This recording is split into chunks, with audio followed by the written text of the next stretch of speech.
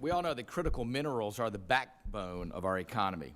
They're vital inputs to both consumer and national defense technologies, from smartphones to laptops to radar systems to submarines.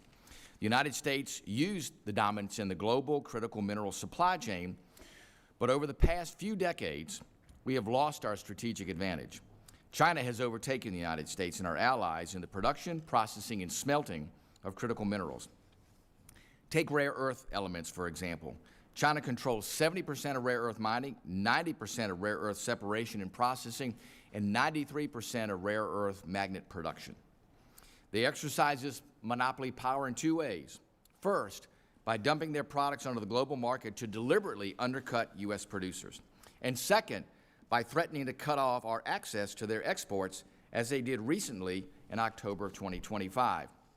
We have outsourced our supply chains to them, putting us in an untenable position where they can engage in fair trade practices that put our nation's strategic and economic security at risk. The Trump administration has long recognized the threat China poses to our critical mineral supply chains and has taken bold actions that I applaud.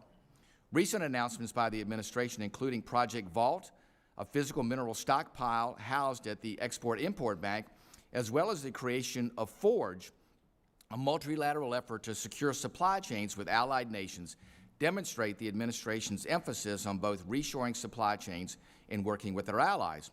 Unfortunately, our colleagues chose the other path to actually having meaningful efforts in reform on reshoring those supply chains. They're into the name-calling. You hear on the other side, there isn't a single thought or idea about how to fix this. It's all about name-calling. It's easy to place accusations and innuendos out there. What the other side lacks is substantive ideas to solve this problem. But it's typical of how they look at this issue.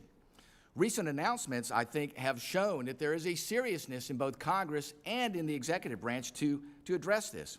And I've introduced two pieces of legislation that will help counter China's threat, both of which are part of today's legislative hearing. In January, I introduced the Secure Minerals Act, which is aimed at supporting our domestic industry, unlike our colleagues on the other side of the aisle that have no interest in domestic production. They want to continue to buy from China.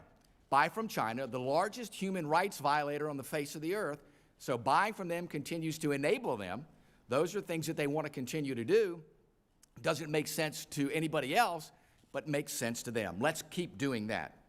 The Secure Minerals Act that I introduced would establish a strategic resilience reserve that would be tasked with stabilizing critical mineral prices and supporting domestic processing and extraction supply chains here at home, not enabling human rights violators like China.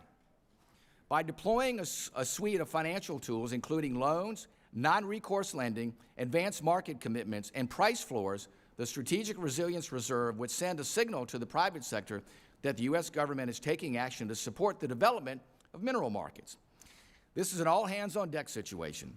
These financial instruments are key tools that will help create market certainty, aggregate demand, stabilize mineral prices, and ultimately reshore critical mineral extraction and processing supply chains that we need for our national and economic security. But we cannot counter China's chokehold on the global supply market alone. If we are to break their monopoly, we have to coordinate with their allies.